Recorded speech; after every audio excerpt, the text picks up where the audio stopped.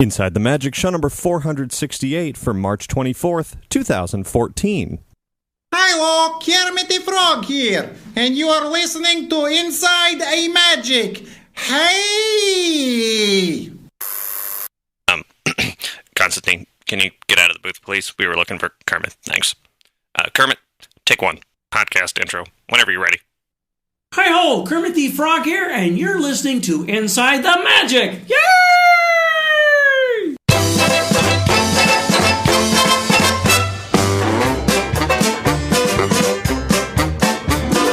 It is Monday, March 24th, 2014. This is show 468 of Inside the Magic, and as always, I am your host, Ricky Briganti, introduced by a couple of Muppetational stars there from the new Muppets Most Wanted movie, and we'll have much, much more from them and from the movie later on in this week's show, along with a whole lot more fun.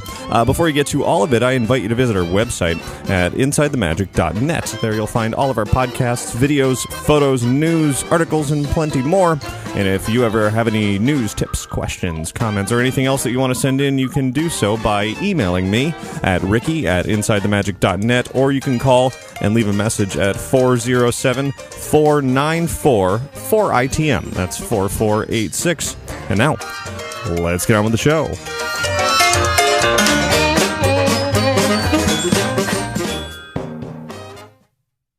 This week's episode of Inside the Magic is brought to you by Magical Travel. You can save up to 30% on rooms at select Walt Disney World Resort hotels when you travel. From now through June 15th, you can upgrade to a room and ticket package and get one more ticket day for free.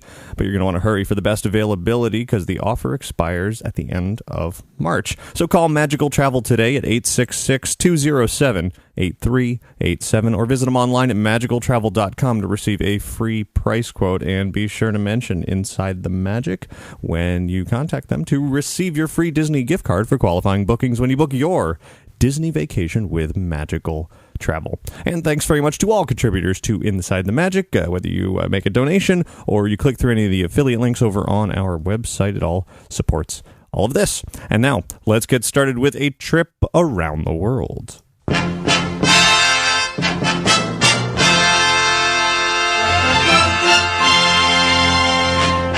It has been quite an eventful week. A lot of really exciting things happening. In fact, it is once again another Monday show here. You know, it's starting to become more and more often that I'm not recording on Sundays than Mondays, but eventually we'll get back into a regular schedule. But that's because this weekend, the last 3 days, I was running all over the Orange County Convention Center because it was MegaCon weekend. Huge event.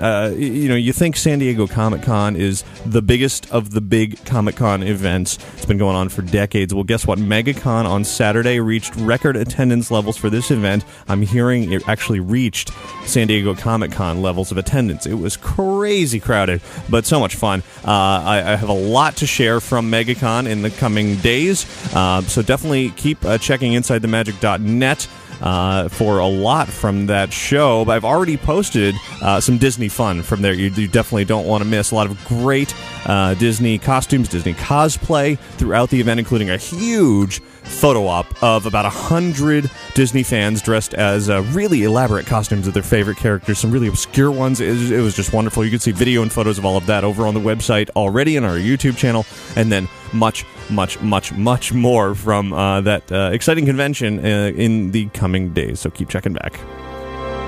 But moving on from there, lots of other exciting news to get to. Walt Disney World this week announced that original Star Wars trilogy actor Mark Hamill is going to appear at Star Wars Weekends this year. First time ever that he will be there. He'll be at Star Wars Weekends at Disney's Hollywood Studios from June 6th through 8th.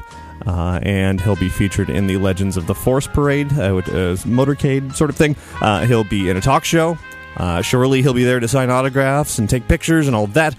So should be pretty exciting. I bet it's going to be tough to get to see him. But definitely one to look forward to. It seems like this whole Disney buying Lucasfilm making new Star Wars movies thing is going to pay off for fans coming to Star Wars Weekends.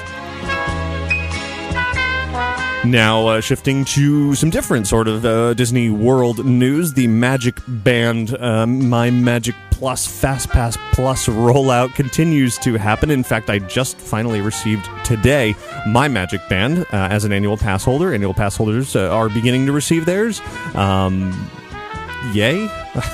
I've had access to FastPass Plus now since ordering my Magic Band last week, I guess it was, or 2 weeks ago. And I was able to book the first time I've actually needed and happy that I was able to book a FastPass Plus reservation was Anna and Elsa are moving to the Magic Kingdom, as I think I said last week on the show. They're moving to the Princess Fairy Tale Hall for a meet and greet, and that's starting April 20th. And I wanted to make sure that I was there for the first day of that. So I hopped on as soon as it was 30 days out, which is the annual pass holder limit for booking FastPass Plus. I hopped onto the MyDisneyExperience.com website and was instantly able to book a spot to meet Anna and Elsa with no wait at about 10 in the morning on April 20th. How about that? Anna and Elsa are currently at Epcot. 3-4 hour lines to see them, but I'm going to be able to just waltz in there and say, maybe 5-10 minute wait, maybe, and then check it out. So that's pretty neat. I think it's nice that FastPass Plus can work that well. Not that it always will, but I heard of some pass holders weren't able to access it for a while, and then it appeared, and then it didn't. So there's still some glitches to be worked out in the system. Surely, it's a big new system, but overall, it's been working for me so far. I didn't even realize until after booking that day that they're debuting is actually Easter Sunday. So a very crowded weekend at the Magic Kingdom, so it'll come in real handy to have that Fast Pass. So continuing off of that, as part of a FAQ that Disney posted online, they have said that Magic Bands will be available for non-hotel guests, but you'll have to buy them if you want them. And the price on that is going to be less than $15. Disney hasn't said exactly how much, but it'll be less than $15. Of course, you don't need the Magic Band to access My Magic Plus and FastPass Plus and all of that. Any ticket will work. Annual pass, regular ticket. All of them are going to have, or do have, built-in RFID chips in them that work with all the tap to enter, tap to charge, FastPass Plus, etc. So you don't need the Magic Band. Nobody needs a Magic Band. I'm probably not even going to use my Magic Band except for once, just for the sake of, because I have it.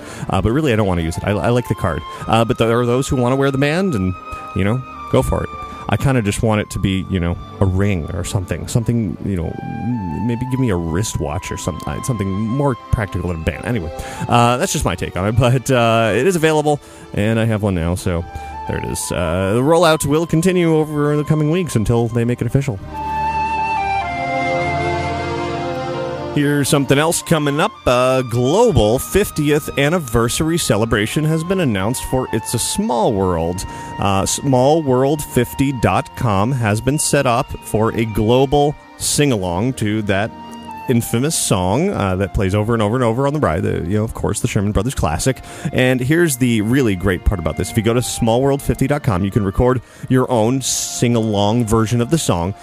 Disney is donating $150,000 to benefit UNICEF in honor of the 50th anniversary, plus $1 for every sing-along video recorded on the website, plus another $1 for every virtual doll that you create on the website as well, up to $100,000. Now, this virtual doll part is very interesting because, sure, it's nice. You can go customize your own Small World doll online. Yay. But there have been many talks over the last several months about integration of My Magic Plus and Magic Bands and all of that into the Small World attractions, where you could perhaps design your doll online and then see it as you float by in the ride. Now, Disney hasn't confirmed any of that, but it's possible, because I know the screens have already been installed. It's possible that there will be some sort of integration there come April 10th or sometime down the future once they get it working. But don't count on that right away. For now, focus on the fact that there will be this global sing-along where on April 10th, people in Disneyland, Walt Disney World, Tokyo Disney, Disneyland Paris, and Hong Kong Disney will all be singing It's a Small World simultaneously. That should be interesting. So, smallworld50.com. Here's another upcoming event in April. An extended look at the upcoming film Maleficent will be hosted at Walt Disney World and Disneyland beginning April 18th. at out here in Florida. It'll be at Disney's Hollywood Studios, at the ABC Sound Studio, and at California Adventure in California, it'll be in the A Bug's Life Theater. A new trailer actually came out just a few days ago that shows Maleficent spreading her wings and in dragon form. So head to InsideTheMagic.net to check out that trailer. Of course, the movie hits theaters May 30th. And another event coming up for Epcot as well as California Adventure will be the return of the Egg Hunt, the Eggstravaganza, as Disney likes to call it, April 10th through 20th. It was first happened during limited time magic last year. It's coming back this year. You can buy a map for about $5 and then use that map to find the eggs around the park. And once you find the Easter eggs, then you can bring the map back to the location and receive some sort of little prize. Last time it was a little Vinylmation keychain. We'll see what it is this year. And here's news that was kind of crazy that happened just a few days ago at Downtown Disney's T-Rex restaurant out here at Walt Disney World. You know, they have some pretty large fish tanks there, and somebody captured video of one of them bursting and just water gushing out onto dining tables right nearby. I didn't hear the result. I heard that the fish were rescued from the tank, but other than that, I don't know the results of as far as fixing the tank and cleaning up and whether anybody's food was soaked and that sort of thing. But it's a crazy video. I posted it to our Facebook page if you want to check it out. Insert pun here about Disney Springs. Also announced this week, Pat Carroll, the voice of Ursula, will be returning to Spooky Empire's Mayhem in May. Naturally, Mayhem. Last time around, if you remember, it was quite the event when Pat Carroll was there, making her appearance, voicing the Haunted Mansion ghost host as Ursula. That was certainly something to see, something to hear. I imagine we'll hear much, much more from her when the event comes up. You know, let's go back a little bit and listen to some of that. Yes, I'll do anything. Right here, a little side to read as Ursula. Many of you may be familiar with this. This isn't something that Ursula says in any movie, but it is Disney related. Should I give it away or should I? It's from the Haunted Mansion.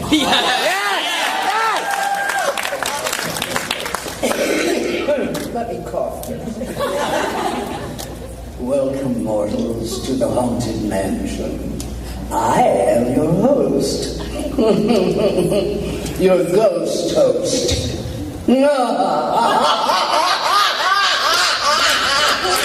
There you go. Just a little taste. You can go watch a video of that whole spiel that she did in that amazing, amazing voice over on our YouTube channel. And definitely come out, Spooky Empire's Mayhem in Orlando, to see her in person. I'm sure it will be equally as entertaining. Speaking of spooky things, Universal Orlando made a surprise announcement today. It's only March, and they're already talking Halloween Horror Nights. I'm not complaining. I love it. Dates have been announced for this year. This is the 24th year of Halloween Horror Nights. 28 nights this year, bigger than ever. September 19th is when it's going to begin, all the way through November 1st. There will be 8 haunted houses, multiple street experiences this year, not just one big Walking Dead thing, multiple street experiences, and 2 live shows. No more specifics than that. They'll tease that over the next few months. They've updated their website. Looks completely different. There's kind of some spooky eye looking around on there. Don't know what that's all about. And they say that ticket packages and more information will be released soon. So very interesting. They may be starting up the teasers for Halloween Horror Nights much, much earlier this year. Usually it happens over the summer, so awesome.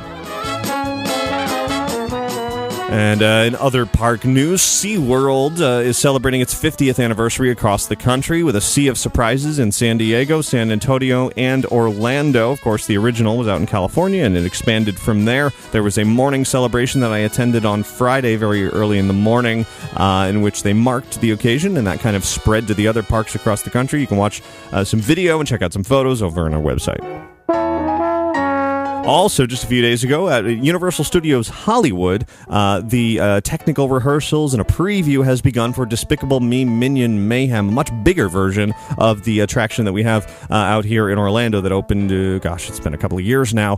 The official opening date of Despicable Me Minion Mayhem at Universal Studios Hollywood has been announced as April 10th, with a big grand opening hoopla and all of that, but it's already open as a soft opening, basically. No guarantees, but most likely if you go out there you can check it out. The accompanying play area, the super silly fun land, is not quite done yet. That's why it's still in previews and all that, but it'll be done by April 10th.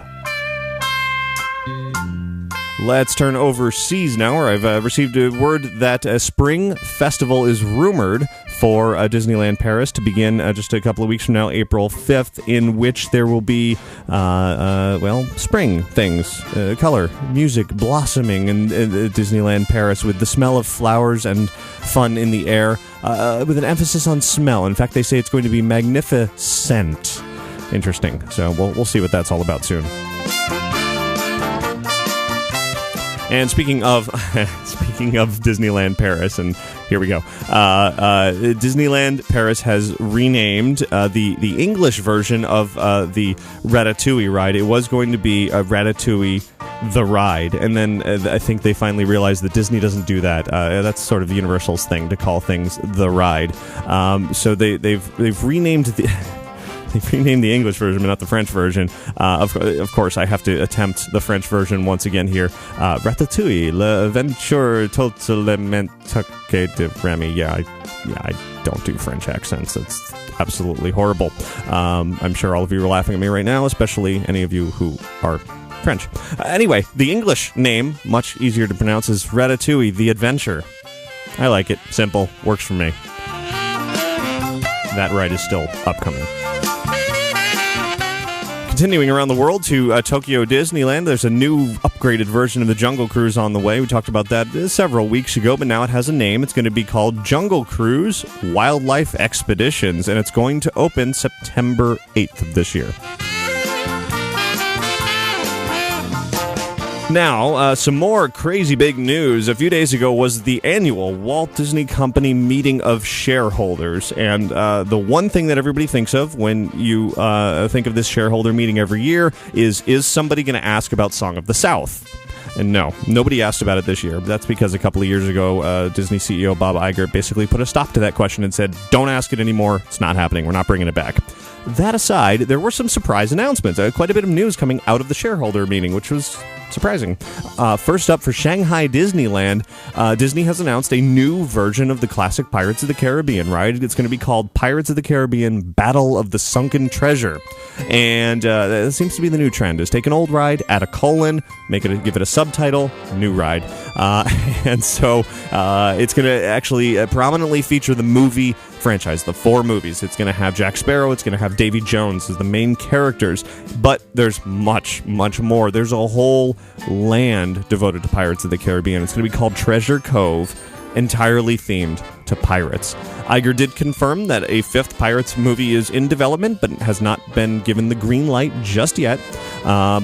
As far as the ride, no real details have come out. There are rumors of boats that can pivot and extremely heavy use and creative use of projections. I don't know. We'll see. Shanghai Disney Resort is scheduled to open by the end of next year, 2015.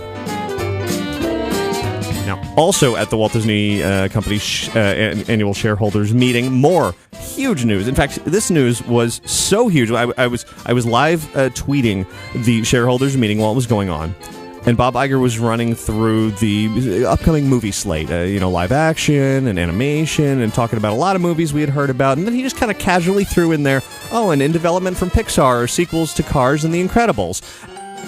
Wait, what?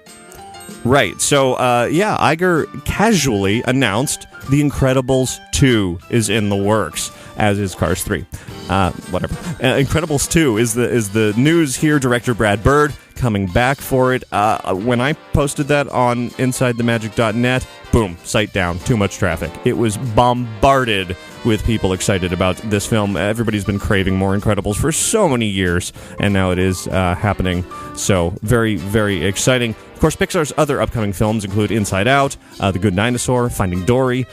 They basically said they're going to alternate with original new movies and sequels sort of going in the future. So this is the direction of Pixar, and no dates or information or anything about Incredibles 2 or Cars 3 have been announced, but it's coming. That's fun. And a little bit of Star Wars Episode 7 news was released as well, just a little bit. Iger said that the story of Episode 7 is going to take place 30 years after Return of the Jedi, and he noted some very familiar faces would be returning. I think we already know who they're going to be, the sort of main stars of the old one, including the guy I mentioned earlier, but also Iger noted a trio of new lead characters, so 3. Yeah, that's a trio. So, pretty exciting. Lots to look forward to from Disney's films. But that is not all for the announcements from the shareholder meeting. There's one more. The 4th D23 Expo was sort of officially announced, confirmed, whatever. It will be in Anaheim August 14th through 16th of 2015, next year. Going to feature all the same sort of Disney fun from traditional Disney as well as Pixar, Muppets, Star Wars, Marvel. They say it's going to be the biggest expo to date. And back last year, 2013, the D23 Expo drew more than 65,000 Disney fans, so even bigger than that. Legend Ceremony is going to return. The Treasures of the Walt Disney Archives returning. Collectors Forum. The Stage Pass access will return. And tickets will be going on sale at d23expo.com beginning August 14th of this year, so just a few months from now. Here's some big online news that broke just today. Walt Disney Company has announced they are buying Maker Studios, a leading network of YouTube content. Maker Studios YouTube network has more than 55,000 channels on it. Inside the Magic is not one, but that's a whole other whatever. Anyway, there are more than there's about 380 million subscribers to Maker Studios network, 5.5 billion video views per month, and the purchase price $500 million plus a performance-linked possible of bring in of $450 million more in the future if some performance targets are met. So potentially up to $950 million for this. Pretty big deal for Disney to be investing that much money into a YouTube network. It'll be very interesting to see where they are going with that. And a couple of little tidbits here to round out the news. One is just a few days ago, I visited a local restaurant that I'm very fond of, Cave Inn Barbecue. I think I've mentioned it here on the show. I know I've written about it over on our website when it first opened a few months ago. Really interesting sort of concept. I liked the flavors. The food was always very good. But then I heard the Food Network show Restaurant Impossible with Chef Robert Irvine was coming to give it a makeover. I guess they weren't doing so well in business. So they came. I went there on its reopening night, got to meet Robert Irvine, saw them do sort of their wrap-up finale. The food, phenomenal. I liked the food before. I love it now. They made it upscale. It's absolutely delicious. I can't wait to go back. So if you're in the area, it's about 10-15 minutes north of the Magic Kingdom in Winter Garden, and look it up. Cave Inn Barbecue. Another little footnote here. Of course, Lando himself is on Dancing with the Stars, Billy D. Williams. And, I had a chance to talk to him quite a while ago when we were getting, sort of leading up to the D23 Expo. Did a little short interview there. But now, because I tweeted about his performance as Lando, basically, on Dancing with the Stars last week, Billy D. is now following me on Twitter. Hey, that's pretty cool, huh? So, I don't know, I just figured I'd mention that. It's when can you say Lando is following you on Twitter? One more note here. Last week on the show, I announced the addition of Outside the Magic, the sort of extra part of the Inside the Magic website at insidethemagic.net/outside or outsidethemagic.com, and that's where you're going to find sort of things that are outside the normal realm of coverage for Inside the Magic, things that may be a little bit too extreme or adult-oriented or just bizarre, or the goal is to really keep Inside the Magic very family-friendly, very sort of Disney-inspired, not just focused on Disney. Certainly we've expanded to much more than that. All the other parks and events and conventions and all that's still really going to stay the same, but anything that is sort of questionable for all audiences will be yoinked over to Outside the Magic, along with a whole bunch of other new fun stuff that I'll get to cover under that umbrella. Well, in addition to that, I've also set up, I think I mentioned this before, sort of a new portfolio for myself, distantcreations.com, but I've also set up a new Facebook page. I'm just creating all kinds of things lately. Over on facebook.com/distantcreations is now where I'm going to share a lot of my best photography that I've been doing, whether it's theme park related or not. Like from MegaCon this weekend, I'm going to put up a whole lot of photos from that. So please, if you want to see a lot of my photos, facebook.com/distantcreations. Click like on there to follow that. And that'll do it for your news from around the world this week.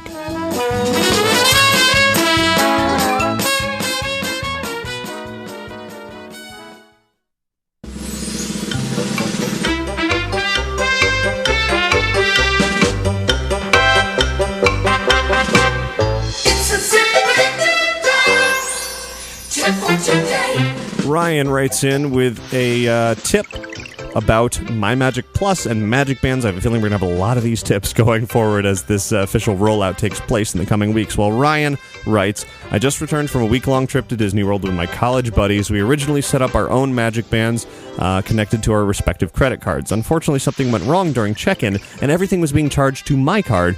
Each band has a certain limit you can charge before it's filed with your bank. So with 6 people charging on my card, we hit the limit on the second day. I was charged the amount we had spent and now have to wait for them to refund the money. Eventually, everything was sorted out and the bands were linked to each individual card. But I highly recommend checking and double-checking to see if the charges are going to the right card should you have more than one on file. Ryan, great tip. There's going to be a lot of weird quirks to the system, I have a feeling, for a long time while Disney works out all the bugs. It is a major system to deal with and a lot of people using it, so I think everyone's going to have a little bit of patience and definitely pay attention to everything that's going on, making sure it is working properly while you're using it, and anything that is wrong, report it to Disney right away, and I'm sure they will fix it.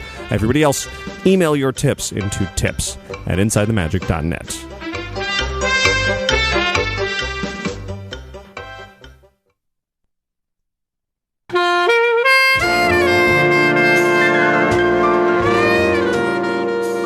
Earlier, I promised there would be much more Muppetational fun this week, and indeed, the time has come. Hopefully you've seen Muppets Most Wanted already. It opened in theaters this weekend, and if you haven't, you might want to just hit pause right now. I'm not saying I'm going to spoil anything major for you. In fact, I may not spoil anything at all.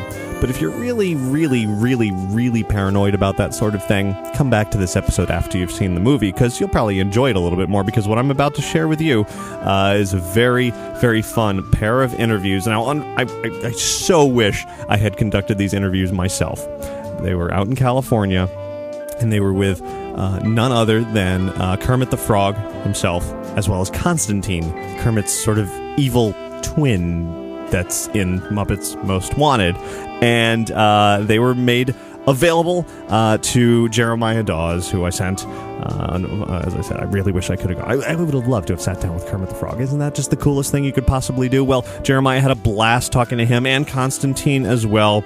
And I want to share his conversations with you right now. So first up, here's Jeremiah talking with none other than the Kermit the Frog.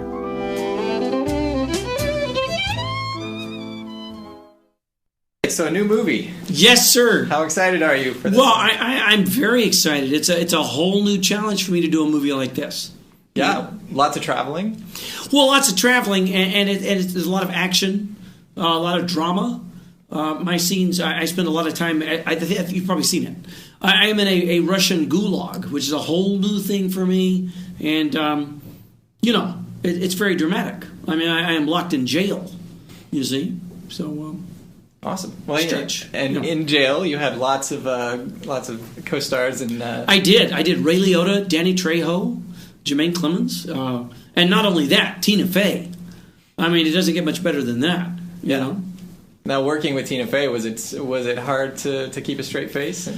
Well, it's a funny thing. We had many laughs, but off camera, Tina is a very normal, down to earth person. She's a mom. She has 2 kids. And she doesn't try to be funny, She just is funny when she's on camera. Awesome. Now, of the cameos, was there a favorite of yours? Is there one that had a story that stuck out that you just have to tell? Well, let me think about that, because we had such great people in the movie. I mean, and many of them I've worked with before, like Tony Bennett, we've worked with before, Lady Gaga. They have momentary cameos. I don't know. I don't have a specific story. I just love all the folks who were with us, and they seem to really enjoy being a part of the Muppets. If I could say something to them, I would just say I hope that they have recovered. Sorry about the insurance thing.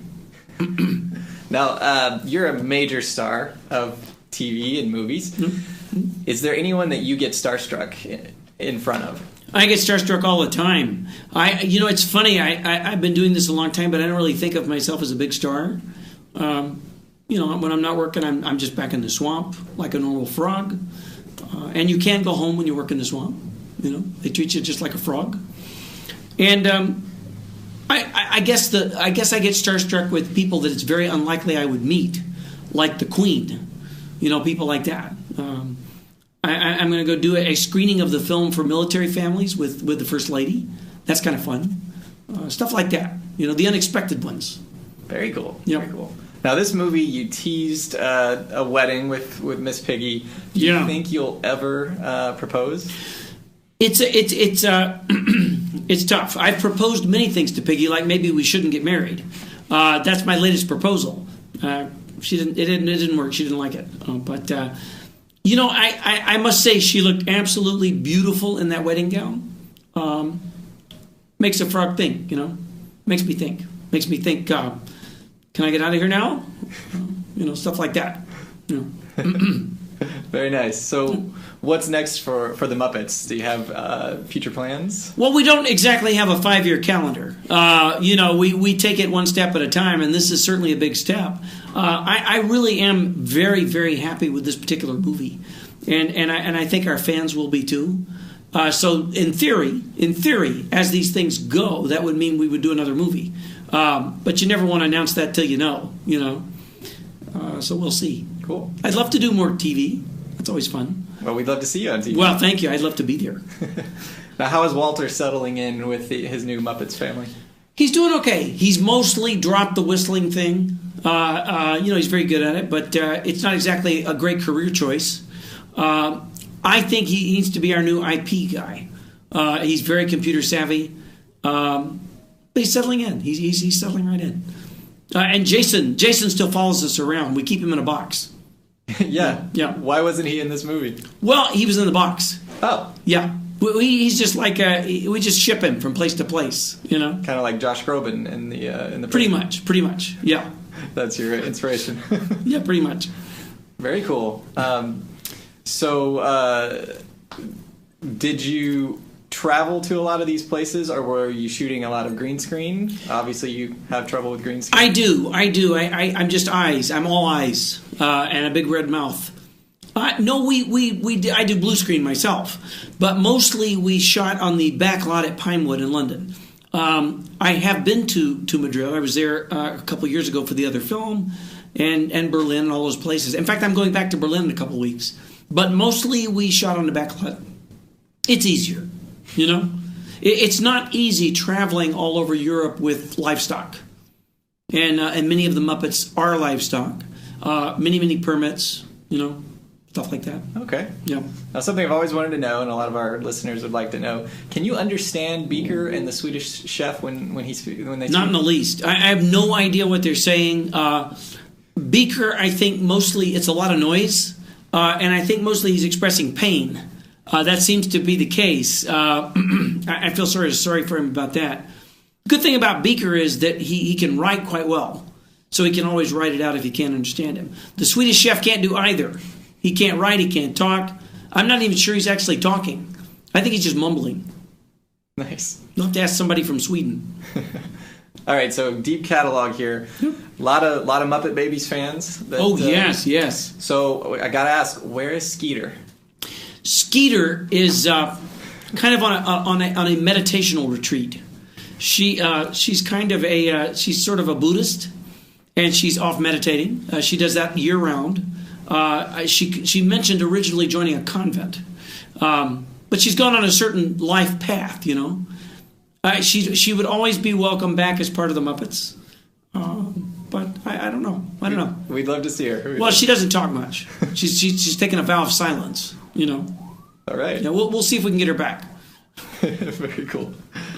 So, how is it being in the Disney family? You've now got several brothers and sisters with Marvel and Star Wars. Is it you settling in? Well, I think I have to say that we have a great little spot. Those are certainly our big brothers and sisters. We are small. We are in a little bubble at the Muppets, and it's fine. It's great. I mean, it's wonderful to be able to do the kind of projects we're doing, like movies and lots of TV stuff and specials and all that stuff. And perhaps there's a chance I could get a part in one of those Marvel movies. Now that I've done some action scenes in the end of this one, I think Frogman would possibly be a wonderful superhero. He swims underwater. He never has to come out. He can breathe underwater. I guess Aquaman fills that role too. But anyhow, I don't know. I'll see what I can do. Awesome. And maybe a crossover Star Wars thing? You never know. There might be a place for an interplanetary frog. The galaxy of amphibians. Well, and this new and Yoda's moved on, so there is a place for that. Well, I haven't quite figured out whether Yoda is dead or not. I'm not sure what's going to happen with Yoda, but maybe I could play like Yoda's replacement. Toda. I don't know. You never know. There's always a place for frogs in the movies. If Hollywood would only figure that out, So if you could do one remake, what would you like to do? Wow, what would I do? I like a role I could play from a classic film. I think Vertigo. I'd love to be up in a tower and spinning around in circles. Not because I actually have vertigo, just because it sounds like fun. Awesome. The James Stewart. Sure. Role. I think there's a certain James Stewart-esque quality about me. I could see that. I try to be a nice guy. All the nice guys like Tom Hanks, Jimmy Stewart. I think we all fall into a similar category. I love it. Awesome. Well, thank you so much for. Thank you. Good questions. I appreciate it. Thanks so much to Kermit for taking the time to talk to Jeremiah. I am dripping with jealousy here that I did not get to have that conversation, but it was fantastic. But that's not all, because Jeremiah had a chance to talk to Kermit's other evil twin half, Constantine. A very, very different sort of frog. So let's hear what Constantine had to say. Do you have a question? I do. You're in a Muppet movie? Yes. Do you like the Muppets? Do you like hanging out with them? Hanging out? We do not hang out. Not so much. I should probably try this. But we have not hung out so much. I hang out with them in movie. I give little boy hard time a lot when cameras not rolling. Little boy in movie? Little boy in movie? Yes. Which one? He is one who wears sweater. His name is Walter. Yes, I try not to learn Muppet names. Well, he was the star of like the last Muppet movie. Did you see the last Muppet movie? I did. It was very good. I like this one better because I am star. All right, so I have to ask you about your background. What country are you actually from? From Russia. Okay. I am from Pond, outside of Moscow.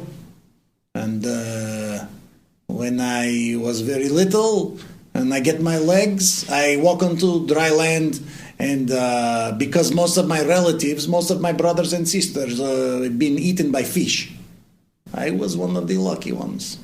So I decide life is cruel and hard. I must be evil. It's worked out for me so far. Now, how did you learn all your ninja skills and all of that? Where did you go for your training? I did not go for training. Part of it is just inherited. Part of it I pick up at Gulag. And part of it there was stunt coordinator on movie who tell me what to do. Very nice. So what makes you the most dangerous frog in the world? Well, I mean, think about how many frogs that are really dangerous. There's not really that many. So it was easy to get on top of the list. All right. You know? Yeah, I mean, there are some people that say there are ones that that are poisonous. Come on. Can they speak? No. Can they evilly plot? No. Can they pull off great crime heist? No, never. They are just poisonous. Not very dangerous. Not to me. All right. Well, does this satisfy your answer? Absolutely. Yes. Absolutely. So, at what age did you discover, hey, I look a lot like Kermit the Frog? I do not think that we look alike. Oh, well, you do. Really? Yeah, if you cover the... I do not see resemblance. I do not think Kermit the Frog sees resemblance either. I believe that it is just, my imitation of Kermit is so spot on that probably that is why I have this job. Oh, okay. That is what I believe. Have you ever thought about getting the mole kind of taken off? No. God, would you ever think about removing your nose? Good point. No. Your glasses would fall right off your face. Right? Right. It is part of who I am. All right. I love this mole.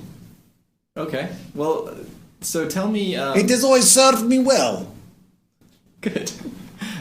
Tell me what do you really think of Miss Piggy? Was was what we saw in the movie kind of real? Yes, this was real. I do not like this pig. Oh, she's so needy. She's very self-centered, and what I discover is that perhaps we have more in common than I would like to admit. We are very in for ourselves, you know. And that wouldn't work in a relationship with No, you guys. well, I do not want. I have no desires to be in a relationship with pig. I leave that to good frog. Awesome. Ugh. So, of the entire Muppets crew, who's your favorite? I do not. I have no favorite. Let me think. There's frog. There is pig. There's dog. There's little boy. There is other dog. There is spaceman. There is doggy, other doggy. There is birdie. There is scientist and friend. They're all like one big Muppet. Oh, old guys. I like old guys in booth. Yes, they tell it how it is. Awesome. I could hang with them. Maybe go get a coffee or, early bird special with them. Whatever they want. Cool. I do not know their names. Statler and Waldorf. Sure. Okay.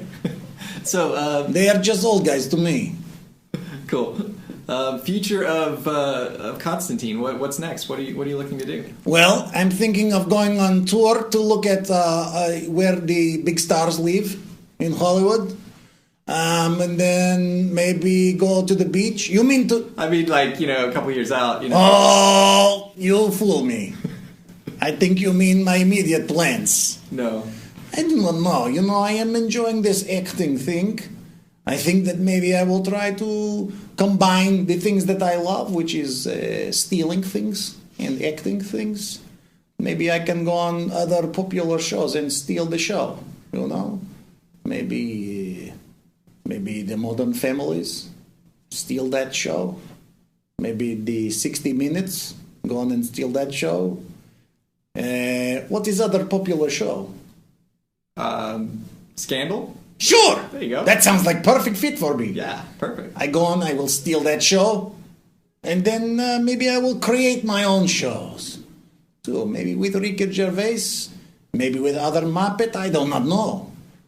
It is new possibilities for me now, being here in Hollywood. So have you moved to LA? Or you I still cannot live in... say where I am now located. I do not want to clue in authorities in case they are still looking for me. Maybe you shouldn't have made a big movie that everyone's going to see. This is a good point. Where were you like a year ago when we made movie and I made decision and signed on dotted line saying that I would be this frog? Where were you? I was here. Why were you not there for me? I'm sorry. I'm in trouble. Maybe I have to now turn over new leaf and stop blowing things up. Stop being bad guy. Stop evilly plotting. Maybe find a nice pig of my own and settle down somewhere. But that wouldn't be who you are. Sounds horrible. No, don't do that. I don't know. I think I always have to be in some way a little bit true to myself, yes? All right, my last question. What? We have a new Star Wars movie coming out in the next couple of years. I talked to Kermit. He's interested in maybe kind of doing the whole Yoda role. Oh. Or a relative of Yoda. Mm-hmm. Would you like to compete with that role with him? Or No, that is a good guy role.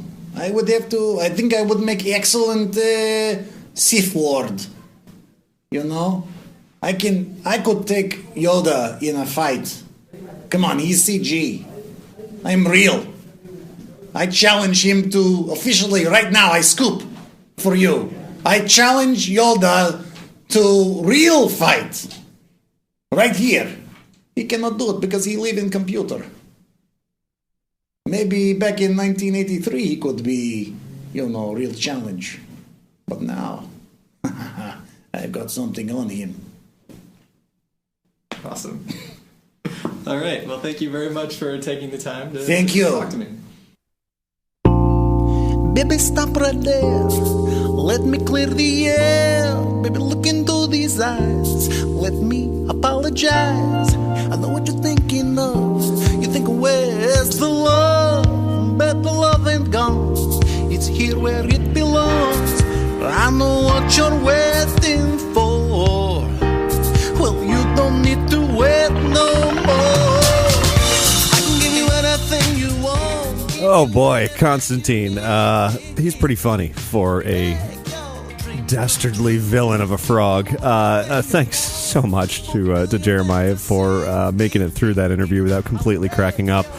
Hilarious. Those two, Kermit, Constantine, they are just the perfect opposites of each other, and it was a treat to be able to share that with all of you. So, of course, Muppets Most Wanted is the film out this weekend, and this wouldn't be complete without... Action!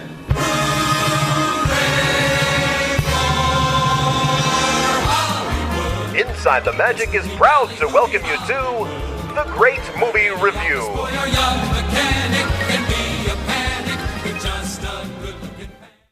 We're doing a sequel. We're back by popular demand. Come on, everybody, strike up the band. We're doing a sequel. Indeed, it is the sequel to The Muppets. It's called Muppets Most Wanted, and this is my review of the film. I have indeed seen it. It didn't do that well this weekend, opening weekend. Divergent, the new film, is number one at the box office with about $54 million. Muppets Most Wanted, second place, but only about $17 million. Not spectacular, not awful, though in comparison to the last Muppet movie, that earned just under $30 million in its first weekend, so a little more than half of the last one. Not great. We're talking a lot of the same people back from Muppets Most Wanted, of course, cast-wise, the Muppets, but, writer, director, some of the musician, songwriter, etc. A lot of the same people there. Jason Segel, however, this time around is not there. Jason Segel, of course, starred alongside Amy Adams in the last Muppets movie. Really made it what it was. Jason is a huge fan of the Muppets and brought that nostalgia to it. And it was obvious that aspect of Muppets Most Wanted is not there. The movie starts out very, very strong. It is a direct sequel, like a literal follow-up immediately picking up where the last movie ends kind of thing. So it's almost like one giant movie. The opening number that you were just hearing the music of for Muppets Most Wanted, really fun. In fact, the whole first 15 minutes is really fun. After that, I wasn't as much of a fan. It kind of meandered there. Things things got a little weird, in fact, during the opening number, where at the very end of that song that you were just hearing, we're doing a sequel, they jokingly sort of say that the title of the film that's coming up is The Muppets Again. And, well, no, that's not what the movie's called. It was going to be called The Muppets Again. When they wrote that song, the movie was going to be called The Muppets Again. When they recorded the song and shot the everything for that, it was going to be called that. And then at some point, marketing stepped in and said, you know what, we're going to change the name of the movie. It was too late to change that song at that point, so they just left it in. So then it moves on from there to its different direction, The Muppets Most Wanted, or just Muppets Most Wanted. And it's really just hard not to compare this film to the previous one because it is that direct follow-up sequel, kind of flows right into it. I just didn't find this one as good. Ricky Gervais, I love him as a comedian. I think he's very funny, but he's also usually very edgy. He's not the type of comedian that everybody likes. It does a lot of offensive things on purpose, and he couldn't do that in this film. It's, of course, a very family-friendly film, so he wasn't really able to be Ricky Gervais so much as kind of this lackey to Constantine, which unto itself was a rather amusing, but he just wasn't, he didn't bring the Ricky Gervaisness to the film that I was kind of hoping for. He just kind of went through and did his thing. There are definitely a couple of catchy songs in there. The song duet between Constantine and Ricky Gervais's character, the number 1, number 2 song is pretty amusing. The one you were just hearing a little bit ago of Constantine singing, definitely the standout song of the whole thing. It plays during the credits at the end, and it's the catchiest of them all. But some of the others not so good, kind of forgettable. In fact, Tina Fey's song, didn't like that one at all. So celebrity cameos, some are amusing, some go on for way too long. The story in the previous Muppets film really carried it. Had a lot of heart to it, a lot of emotion to it. It really felt like a good, solid movie story. This one kind of feels like a lot of individually funny moments that are just kind of strung together as a movie, like a bunch of short YouTube clips slapped together, and here's a story too. I think the Muppets are great in short form comedy. I love the Muppets. I've loved them for years. Who doesn't? And it's every time they release like a new YouTube video, it's fantastic. But in the movie, you need to have a story that you can follow and care about. And this one, I just kind of felt like things were just happening and they were just meant to be funny on their own. But after you watch that for an hour and a half, it can get just a little bit old. The movie is not bad. Muppets Most Wanted. There's a lot of funny moments. It's not bad by any means at all. I did enjoy myself. I laughed a lot. But it's just not as good, in my opinion, as the previous Muppets film, and so that's my only that is my sort of beef with it, because I loved the last one. The man or Muppet moment shine the last one. I loved that. There really was no man or Muppet sort of moment in this film, but just a lot of wackiness. And so if you are the type of Muppet fan where you just want to see nonstop wackiness for an hour and a half and story, it could just be something stupid, then you'll enjoy this. If you're looking for something a little bit more, something that's got some emotion and character development and a over 3-act story sort of thing, then the last movie will be better for you, and that's the type of thing that I like. So that is my review of Muppets Most Wanted. Now you can head over to InsideTheMagic.net to see even more about this film from the event that Jeremiah went to. It was actually a big press conference in which not only were Kermit and Constantine there, but several of the other Muppets were there, as well as Ricky Gervais and Tina Fey and some of the filmmakers, and they were all on a panel, so you can watch that over on our YouTube channel and on InsideTheMagic.net, as well as read a fun report about Party Central, the Pixar short that plays ahead of Muppets Most Wanted that is absolutely hilarious. I first saw it back at the D23 Expo, the last one. Saw it again before this movie. Love it. Great short. You can read about sort of the process of what it's like to pitch a short. And actually, it was this process was delivered by the guy who created Party Central and actually pitched it at Pixar. So he gave his pitch to the press, which is pretty cool. So you can read about that over on the website as well. Of course, once again, Muppets Most Wanted is in theaters now, and I have to say one more time, thank you, Kermit and Constantine, for chatting with Jeremiah. It was hilarious.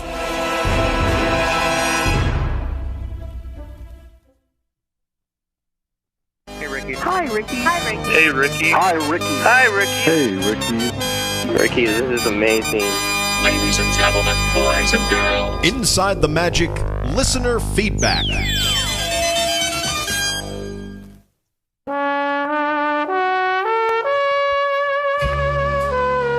Well, on top of this last week being very, very busy, apparently all of you had a whole lot of extra time on your hands because I received so many emails over the last few days. I have quite the stockpile now. No way I'm going to be able to get through all of them on this week's show, but I'm going to go for it for just a few minutes here, and then we'll carry it forward. So, starting with an email from Sammy, who writes, first off, I just want to say that I love your podcasts. I was just wondering if you could clear up something for me. I'm from the UK. We'll be visiting Disney World this summer. I'm 23, but I look very young for my age, and I heard they don't accept UK driver's licenses as proof of age when buying alcohol. I don't really want to carry my passport around with me, but I really wanted to try some of the alcoholic beverages in Epcot. Any chance you know what the deal is with the ID? Sammy, first, thank you. I'm glad you enjoy the show. Second, I have no idea. So, I'm sorry. I am not familiar with the process of identifying your age with a foreign ID. However, I guarantee at least 87 people out there are going to be able to answer this for me. So, somebody please let me know so I can pass it along to Sammy what exactly needs to be brought to Epcot to prove age. So, yeah. So, yes, please email me and I'll let you know, Sammy.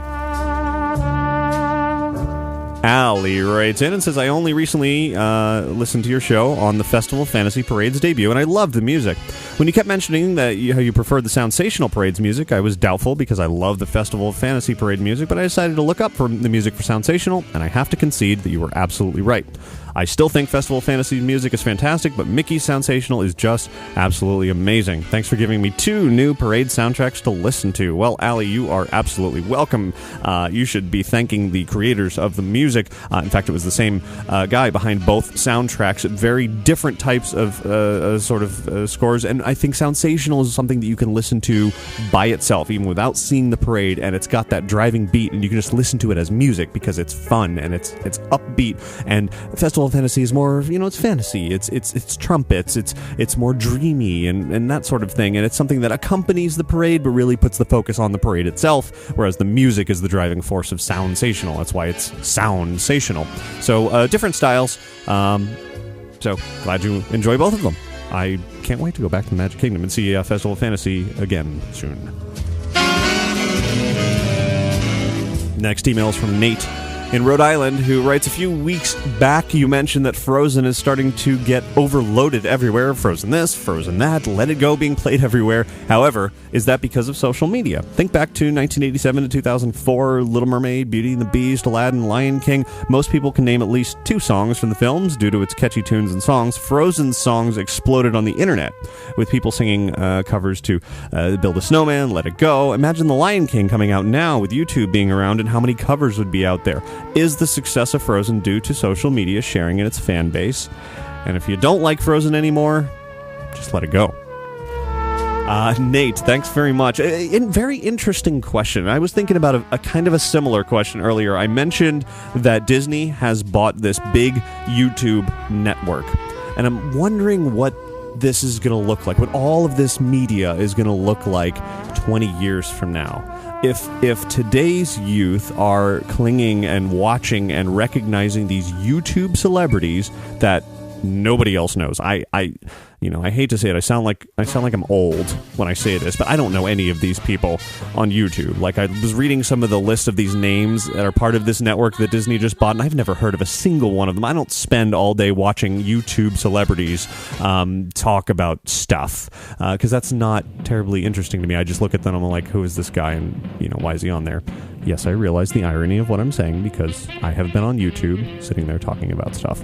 That aside,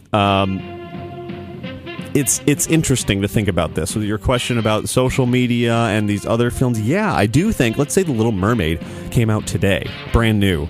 The songs would be doing the exact same thing. People would be just covering them and playing them nonstop and doing all kinds of creative things with it. I think it's a wonderful thing to an extent. At some point, everybody needs to kind of move on because it goes from being novel and cute and fun and then creative and then really awesome and then amazing, and then it gets to be like, okay, that's it, we got it. Enough, find something else to do. So I think, yes, to answer your question, yes, I do think a huge portion of the popularity of Frozen is because of the online community. I think YouTube is part of the future of that. It's maybe not the answer, but, traditional TV and movie releases 20 years from now, it's going to be a completely different way of looking at things. We're not going to see anything that we do today, the same manner of distribution, the same manner of consumption of new media. It's going to be a whole different landscape, and it's interesting. It's something to really watch and pay attention to and look forward to see what will be coming out of that world. And I'm sure Disney with this $500 million plus purchase is doing just that. They're looking ahead. How can we stay ahead here, trying to be part of this? Because today's teenagers, today's preteens, today's kids are maybe not even caring about TV, or movie stars. And maybe they're caring about these stars that are on their phones and on their iPads and on their screens. Or, Frozen is a great big movie. Of course, everybody likes it, but then you want to take it and you want to move it and shape it and do things with it. And then in the future, where does that go? I don't know. I don't have the answers, but it's a really, very interesting question that I can't wait to see where it goes. It's a wonderful amount of creativity that's out there. And I talked so long about that, I'm just going to go ahead and wrap up listener feedback right there. I have so many more emails that we'll just hold them for the future and come back to that. So that'll do it for listener feedback this week.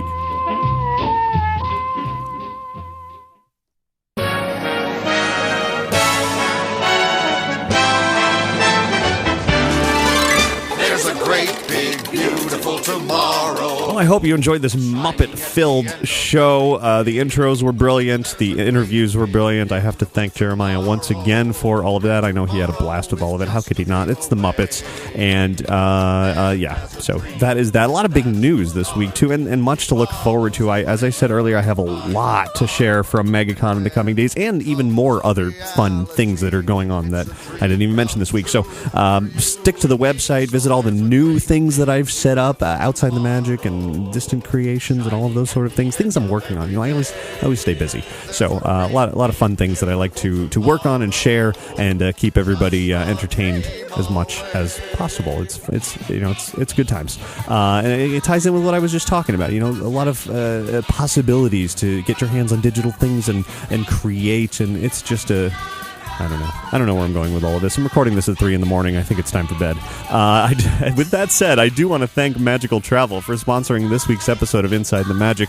You can find out more about their services by visiting magicaltravel.com. And please do check out InsideTheMagic.net between episodes of this show. It is your source for all things theme parks and special events and, of course, lots and lots of Disney, but so much more. And you'll find videos and photos and articles and, of course, the podcasts. And please find us on Twitter and Facebook and on YouTube to keep up with all the Disney fun, all the theme park fun, MegaCon and other conventions and special events and all kinds of cool stuff that I'll be covering for a long time to come. So thanks to all of you for listening each and every week, and have a magical week. Bye. Man has a dream, and that's the start. He follows his dream. What do you want me to say? In your best Kermit imitation. Hello, Kermit the Frog here, and you are listening to Inside a Magic. Hey! Perfect. All right. I deliberately said name wrong for you. Thank you. Just for you.